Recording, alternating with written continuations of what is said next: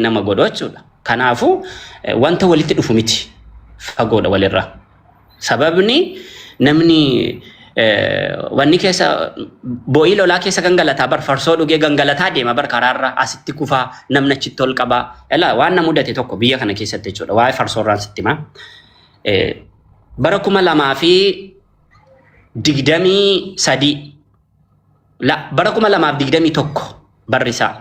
Asliin nagalcha dhaara natti fakkaata. Bara 2021 ture. Maalti ta'ee obboleessa kiyya duuka waan farsoo siyaaseen achi sii deeba. Obboleessa kiyya duuka isa duuka adeemna. Itoo adeemnu obboleessa kiyyati dalagaa irraa bayeennaan dhokseen of bira raffisa. Bakka biyya kanatti xiqqoo ishee yeroo sana akkas biyya keessa sin barre maaliin jenne amma ni dalagaa argatutti jedhee waliin teenya. Halkan itoo adeemnu qarshii dirhaama 1,500 lafaa agarre. Ani akkas birriin argedhee ani dirhama 1,000 fuudhe inni 500 lafaa fuudhe. Sana booda inni nama xiqqoo ishee na caalaa alhamdulillah nama ilmii qabudha. Birrii kana fuudhee hin na'een yaa rabbi gooftaa ko abbaa haqa kana maal goonaa jedhe. Yoo rabbi nutti agarsiise yookaan abshir waan goonu goonaan jedheen. Sana booda maal jedhee tariitii namati lafa buuse namumati lafa buuse yookaan machaa yookaan waa ta'ee ta'a jedhe. Sana booda xiqqoo makas meetira 300 adeemne nama wayii kan kiisii isaa akkas qaqqabu agarre. Kiisii isaa qaqqaba boorsaa isaa jechuudha. Hin qaqqabaa boorsaa kana hin qaqqabaa in kufa lafatti in ka'a. Kana booda afaan hindii malee afaan biraan beeku namichi. Ani immoo kan si ajaa'ibu gaafas kan duraan uffadhee deema. Obboleessi kiyya kan duraan uffatu. Warroonni biyya Eeshiyaa kun warri akkas biyya hindii maal kuni namoota kan duraa uffatu kana xiqqoo hin sodaatu araba jedhanii. Sana booda ani akkuma wanni itti hidhadhee xiqqoo ishee magaala wayii dhasiyanii waanuma magaaluma wayii kanadha. Arabuma nasee inni natti fakkaata. Achi booda ammas hin kufanka bakka nama kan hordofna qarshiin kun kan nama kanaa ta'iitiin hin hafu hin hordofna jennee lafa kiiloomeetirii 5 lafa duukaa deemne nama dhaqannee bakka inni itti galu agarrutti. Sana booda sakanan ni galu agarre. Gaafa agarru amiinti wanni jira sakuriitii jira achirra nama karra eegu. Ennaan maal barbaacha dhuftanneedha warri sakuriitii naanii kan duraa kana irratti erganii.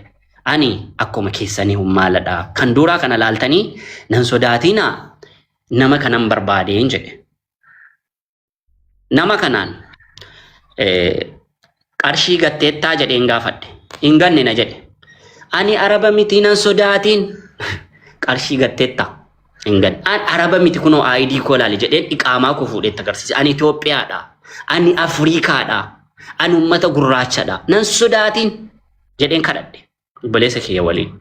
Sana booda xiqqoo ishee qalalirraadhaa dhufetuma dhaabannee wal karakkarru eeyyeen jedhe. Maal gatte qarshii? Qarshii meeqa?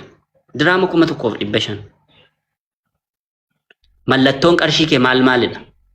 Abbaa 500 tokko. Abbaa 1,000 na jedhe.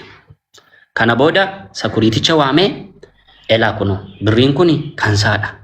Isatu lafatti gate. Ituusa hordofnu kufaa adeemanni. Yeroo inni kufaa adeemu kana obboleessi muka duukaa ol qabaa deemna. Yoo nuti dhaqannee poolisiitti laanne poolisiin mana hidhaa buusa. Kan rabbiin isa baraaruyyuu nama kana gaafa sana viizaatiin jira. Viizitii jechuun daawwannaa viizaatiin dhufee jira irraa hin jijjiiramne. Daawwannaa viizaatiin ituunni dhugii akkas eeyyamaan bitatta biyya kana keessaa jechuudha. Eeyyamaan bitatta dhugiitii kana ID kee waraqaatti agarsiistee achi teessee naannoo sana teessee dhugda malee naannoo biraa teessee dhuguu hin dandeessu. Maaliif akkati nama hin jeeqneef jedhanii. Nama kana yeroo ma dippooziit godhu silaa hin dabarsu ture. Kan rabbi nama kana baraaru akkasumaan fuunee ol qabaa deemaa mana geessisne ituu poolisiin hisan qabii. Qarshii kana gaafan itti laadhu wallaahi jechuudha rabbii kiyyatti na argaa. Gad jedhee jilba kootti kufe sujuudee na dhungachuuf achiiti gad irratti kufeen dafee ol qabe ofirraa nama kana. Kana booda birriin si kennane illaa ani hin barbaadu. Watakka jedhee namichi sakuriitii sun bilbila koo qabatee yeroo hunda na dubbisaan namni akkasiin jira Itoophiyaa keessa namni akkasiin jira, Afrikaa keessa namni akkasiin jira na jedhe. Ani isa kana sitti odeeffachuuf miti. Machiin waan inni nama sana godhe argeera. Caatii fi araqeen tokko miti. Waan wal fakkaatu miti. Sirra immoo dhiibbaa maal ga'e yeroo jettu ani gaafan Jumaa qaamee ispeeshaalii du'aa goona jedhu qarshiin kiisii koo keessa jirtu kiisitti naa naftu du'aa naa godha jedheen jabaa jedhee fixa kiisii kooti. Guyyaan ituu qarshii kiisii koo keessa baatee kennee du'aa naa godha jedhu ituun jedhu ganama waan shaayii itti dhugu dhabee beeka. Soo dhugaan seera tokko jedhe isa lammataa yeroon Jumaa qaamu boo'icha ani boo'aa du'aa godhadhuuf ituun Jumaa hin qaamiin waan wal fakkaatu miti. Waan wal addaati. Inni kan biraan fedhiidha waan jedhamu isaan ofirratti argina. Zeeroo si godhatu dubartiin dhuftee si bira teesse anaanaanaan dhala. Nama biraatti akkam fuudhan. Fedhiidha waan jedhamu zeeroo. Dantaa kee miti dubartiin dantuma isheen qabdu. Dantaan qaban akka kotti. Sababa wantoota kanaadha. Narratti dhiibbaa kana geessisees jechuuf jedheen. Eshi ani immoo jaalibsa akkuma tammana gaafatte gaafii tokkos si gaafadha naaf eeyyamtaa? Siifin ayyamaa kee kanaan illee deebisaa sichi godheen si ayyamaa. Dhugaatii gurbaan dhugee maallaqa isaa wallaalee irratti waa hedduu harkaa jirra. Haadha wallaalu jira, abbaa manaa wallaaltu jira, namni kufee firra fincaanee akka malee maraataa fakkaatu jira fayyaanii. Suni ni beeyna sun. Jimaan ammoo ani qaafaan qame'ee maallaqa hannuudhaan du'aa godhaa jechuudhaan maallaqni tokko nagaratti naafuu jette suni gara laafina keeti jedheetiin fudhadhaan akka ati rabbi dhalaa'uu barbaadduuf waan san gooti rabbi irraa fudhachuudhaaf jedheetiin fudhadhu akka nama tokkotti illee kan lammaffaadhaa ammoo kan fedhiin hin jiru gaafan Jumaa qaamee jettu sun dadhabina kee takkaa miidhama kee ta'uu danda'a malee fakkeenyaaf amma namni Jumaa qamu Harargeen tuni xiqqeenyarraa kaateeti Jumaa kana qamaati. Xiqqeenyarraa Jumaatti ababdii akka biddeenatti Jumaa kana nyaachaa deemti. Ijoolleen yoo agarte Harargee kana keessatti ijoolleen Jumaa qabattee kanatti abdiddu haate fiidiin. Namarraa mana bani Sumayyaa. Anis waan kana Harargeen jettee osoo hin jenne nama dhuunfaa osoo jettee hin jenne anis waan Harargee keessa dhaladhee guddadhee fi fedhiin Jumaa qamaatee fi Jumaa qamoo dhabdee an amma Jumaa qameetiin beeku waggaa 12 Jumaa qamee waggaa 12 Jumaa qamaaneen. Eegaan biyya Arabaa dhufee waggaa 12 jira biyya Arabaa kana. Waan Jumaa jiru takkaa jiran harkeen beeku. Takkaas qameen beeku. Biyyatti ammoo qameen beeka. Jumaan maal akka ta'e siniin beeka. Jumaan yoo dhugaa rabbii dubbanne wanni inni si godhu yoon qame'in hanga qamaatu ka'uun feetu bakka ta'e sun. Ni haraarta waan taateef Jumaa sanii. Gaafa Jumaa sana harkatte immoo bakka barbaadde deeyta. Hanga Jumaa sanii qame'in ammoo bakkummaan atti ilaaltee jirtu sun sitti fagoo fakkaatti. Hundi dhugaa jiru. Ammoo waan fedhii jedhamu kana dhibbaan dhibbatti yoo dadhabina taate malee Harargee fedhiin dadhabdee waan kana fayyadamu dadhabdee 2 3 4 fuute Harargeeni ni beeyna kutaa hundarraa namni baay'inaan dubartii 3 4 fuudhu Harargee keessatti argama jee yaadan. Kanaaf ammoo silaa Jumaan waan miidhaa qabu taate 2 3 4 wanni nama fuusisan jiru jedhee yaada. Galatoomi ulfaadhu. Gaafii keenya gaafadhu samboodaan atillee nallee si gaafadhu. Eshi habibi maalitti maal barbaadde? Qarshiidha. Keessa fudhadhu.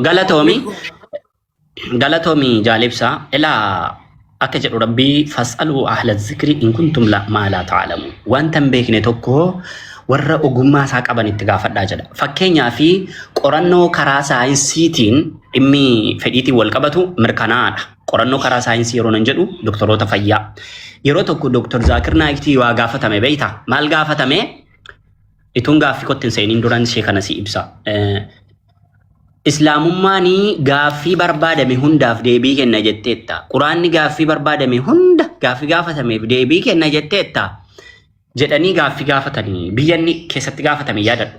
Wanni kana keessa biyyuma warra faranjii kana keessa. Mee daakuni gomodeen tokko yookaan qaraxiitiin tokko daabboo meeqa taa'adhanii gaafatan. Kun quraana irra jiraannaan eeyyee hin jiraa jedheen. Hayyee boorini sii fida deebiisaadha. Boor fidee dhufee daabboo amma kanaa taa'aa jedheetti hime. Akkamitti jennaani fas'aluu ahla zikri in kuntum ma la ta'lamu waan hin beekne tokko beekaa isa dhaqiitii itti gaafadhu jedha quraanni dhaqee jara gaafadhee jennaan daabboo amma kanaa ta'a jedhanii naa deebisanii beekumsa kana bakka ani dhaqee gaafadhu quraanatti na ajaje jara gaafadheen fidee dhimma fayyaa irratti doktoroota fayyaadha miti kan nu lafaa qabnu doktoroonni fayyaa dhimman amma dubbadhe ispeeshaalii dhimma fedhii dhimma irribaa dhimma jeequmsa sammuu isa kanarratti akka ajaa'ibaatti irratti dubbataniiru dhimmoota hedduu waan 10 ol kan isaan dubbatan doktoroonni fayyaa jechuudha doktoroota fayyaa akka dhaqanii gaafatan kan ajaje immoo quraanadha asaadeebu gara gaaffii kotti ati caatiin qaamtaa okay ibsaa isa rabbiin guddaan si beeku ilmoon kee caatii qaamuun feeta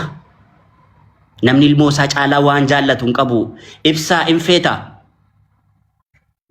wallahi arrabbii khiyana si khadha waan hin deebisus ittiin dhaladhee fi waan kana ta'ee fi waan san jeef hin jedhu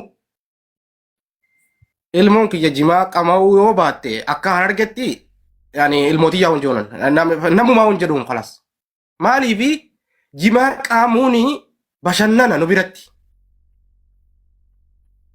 bashannanuudha ati amma ijoolleen ta'e ilmaan kee shokkora mukaa yookaan xuuxaa waan jaamu san bitattee xuuxuun feetu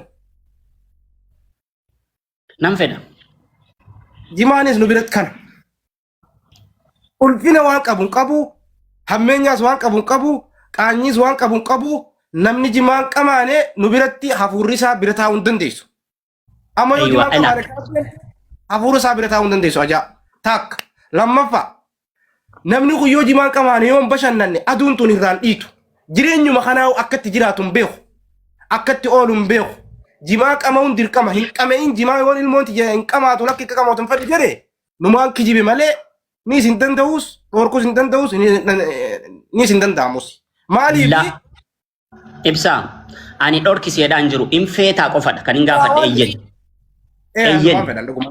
eyywa galatoom ulfaadhu elaa ibsaa ko mee fakkeenyaa fi ilmi kiyyaa amma fakkeenyaaf ati maaliif wal qabsiistee wantoota xuuxan kana wanta xuuxan kanaan wal fakkeessitee wanneette wanta xuuxan sana keessa maaltu jira fakkeenyaa fi nyaatonni hedduun pirootinii qabu nyaatonni hedduun inerjii qabu inerjii jechuun wanta humna namaa kennu akkasuma nyaatonni hedduun wantoonni isaan qaban wantoonni waan sana keessa jiran wanta qaama namaa fi faayidaa ta'udha nyaatota hedduu keessa kuduraa fi muduraa keessa faayidaan qaama namaatiif bu'aa buusu caatii keessa maali kan jiru waan kanarraa beektu qabda bu'aa achi keessa jiru kan qaama namaaf yookaan qaama namaa ijaaru fakkeenyaaf wanta qaama namaa ijaaru nyaata ta'e akka fakkeenyaaf buqqee waan jedhamuun beektamni buqqee yookaan dabaaqula jedhu naannoo keenyatti wantoota 17 qaba ilma namaaf faayidaa ispeeshaalii daa'immaniif sammuu isaanii qaruuf aktiivii gochuuf nyaata akka malee filatamaadha araboonni akka malee jaallatu yoo beekte buqqee waan jedhamu jechuudha akkuma sanaa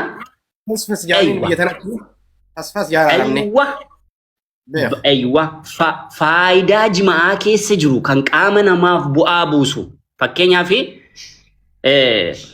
wanni jira A gruupii B gruupii wantoota hedduudha kan nyaatota keessa jiru jechuudhaan pirootinii jira pirootiin A B C D edee wantoota akkasii lakkaa'amantu jira wantoota kana keessatti mana barnootaatti wanti baratte caatii keessa waan kana jira bu'aa kana jira kan jedhu baratte afaan saayinsiitiinis gaafataa jira. Eshi gaafin kee gaafii bareeda. Osoon gaafii keessiin deebifne duratti bunni faayidaa inni qabu naa deebisuu dandeessaati. Bunni faayidaa inni qabu. Takka ammoo viitaaminii inni uummatatti kanatti. Eeywa. Galatoon. Bunni faayidaa inni qabu yeroo ammaatti wanti jarri irraa dubbataa jiran akka qorannoon ibsaa jirutti bunni duwwaa sukkaaraan ala gaafa dhugamu kaansariif faayidaa qabaa jedhu dhukkuba kaansariif. Kun waan qorannoon dubbatedha warri qorannoo. Yoo baay'ate hin ta'u garaachaaf dhiibbaa qaba. garaacha mataasaaf dhiibbaa qaba. Bunni gurraachi si galee aannaniin yoo dhugame immoo isa sanayyuu irraan dubbatan kaanseriif dawaadhaa jedhu kan inni irraa arge bunarraa. Hayyee galatoom alfaadha. Ishi saayinsii keessatti jimaan dubbatee miidhaa takka miidhaa fide takka ammoo miidhaan qabu jettee saayinsiin dubbatee jettee na gaafatte. Okay, ani isa kana dubbachuus hin danda'u si deebisuus hin danda'u ammoo isa kana irra kutee kan si gaafadhu ati saayinsii keessatti miidhaa isaa argite. Eywa argeesitti maa jira doktoroonni fayyaa kan isaan qoratanii lafa kaa'anitti maa jira bar. Ani jalqaba isa kan kootiin dubbadhe lammata immoo jalqaba jaalibsa isa kan kootiin dubbadhe miidhaan ni narraa ga'e lammata immoo waan warri fayyaa irraa dubbatan warri fayyaa irraa dubbatanidha kan hin dubbadhe waan warri fayyaa irraa dubbatan warri fayyaa warra kam qorannootiin mirkaneessanii amma kana dhaxxee googil gochuu dandeessa. Ofike googil gootee riisarchii isaan fakkeenyaaf warri fayyaa yeroo nan seedhu dhukkubni koronaa gaafa inni dhufu qoricha kana argatanii deebanii qoricha kana bineensota namatti dhiyaatan irratti hojjetu jalqaba. Isaaniif kennu qorichi kun isaan irratti hojjetamoo hojjetu miidhaa qabamoo hin qabu jedhanii akkuma kanaa caatii irrattilee qorannoo godhanii lafa kaa'aniiru. Fakkeenyaaf warri yuunivarsiitii Gondor irraa akka Itoophiyaatti dhanni kun yuunivarsiitiilee garaagaraa irraa dubbatanii akka jima'aan kun miidhaa qabu lafa kaa'an. Akkuma fakkeenya dura sii kaase maal fa'aa irratti miidhaa qaban si jedhe dura yaadatte yoo ta'e kan inni miidhaa qabu fedhii wal qunnamtii saalaa rakkoodha. Akkasuma dhukkuba honnee irratti illee rakkoodha. Honneefaa dhukkuba honneefaaf hin ta'u.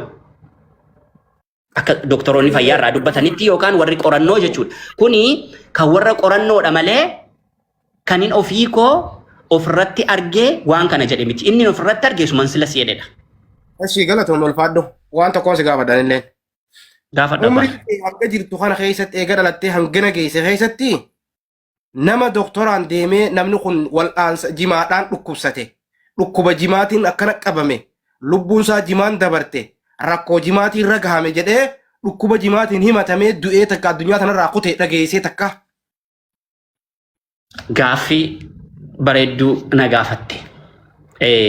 Ani satamma jettu kana ani waan dhugaan sitti dubbadha hin agarre sababiin qorannoo garuu googilii gaafa. Gaaffii bareedduu na gaafatte waan ta'eef namni googilii nan gaafa googiliin yeroo tati waa tokko gaafattu qorannoo waan kana warra waan kana proof godhee gadi gadhiise lafa kaa'a waan ta'eef bakka isaan irraa qoratan guutuu lafa kaa'a waan ta'eef gaafadhee yoon arge garuu ammatti nagarree waan ta'eef in agarreetu mansi jedha. Wanti nama kanatti arge jarri onnee irratti maal irratti miidhaa qabaa jireenya irratti miidhaa qabaa haadha manaaf abbaa manaa gidduu irratti dhiibbaa qabaa waan jedhu. Isa kana hara kanarratti mirkaneessuu nan danda'a. Uffataa fi sukkaara onnee akkatti maree hojjetan irratti nama gartee hara saniin qabamee viitaamiina dhabsiisee du'ees takka lubbuu isaa kuttees takka ammoo dhukkuba kanaan qabamte jedhee hin dhageenye itti galatoon ulfaadhu. Amma waan tokko si gaafa. Fakkeenyaaf qamadii haa fudhannu. Fakkeenyaaf qamadii haa fudhannu. Baaqilaa haa fudhannu. Obsi gaatti deemna. Qamadii haa fudhannu. Baaqilaa haa fudhannu. Waabbuma nyaata kana biddeena marqaa waan kana haa fudhannu. Nyaanni kun gaafa firra kuchiifte. Takkaas boqeesseen beeku baaqilaa haa taatu qamadii haa taatu waan fedhe haa taatu gaafa firra kuchiifte se boqeesseen beeku. Garaa kee takkaas boqeesseen beeku. Galatoomi ela. Habibi. Qamadii nyaanni qamadii yoo lafa bule guyyaa lama yoo bule sadaffaa akka nyaadhamne ni beeytaami. Okay. Hogga nyaatte rakkina akka fidu ni beeytaami. Ayyee. Jimaan sadii miti yoo afur bulellee qameetiin beekaa miidhaan fidu. Jara kana lamaan kamtu turraa hamaduuba. Abba galatoom ulfaadha akka gootu ati amma ituu gaaffii akkasiin gaafattu ta'e maaliif beektaa wantoota hunda haraama gochuuf deemta akka jirtu kanatti. Wantoota hunda halaala gochuuf deemta. Qoy na dhaggeeffadhu. Jaalibso. Ela. Sorry nadda gongori. Wantoota hunda. Ela. Jaalibsa akka amma jedhaa jirtutti wantoota hunda halaala godhuuf deemta. Wantoota hunda ela. Dhaggeeffadhu yookaan wantoota hunda halaala godhuuf yookaan wantoota hunda haraama godhuuf deemta. Akkasiin jedhiin maaliif elaa na dhaggeeffadhu.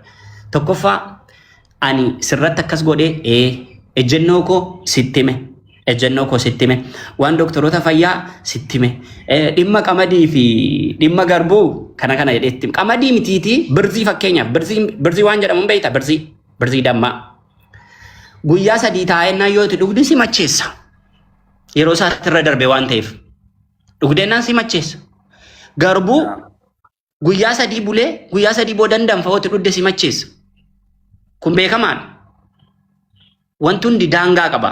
Isa sana miti kan inni irraa haasaa jiran. Maadha waliinan seedhaa jiru ilaa dhaggeeffadhu. Ani gabaabaan inni haasaa jiru. Waa'ee haraamummaa, waa'ee halaalummaa inni haraama jedhee jira, inni halaala jedhee jira. Yoo barbaade jaalibsaan warra halaala jedhee jala deemuu danda'a alimoota.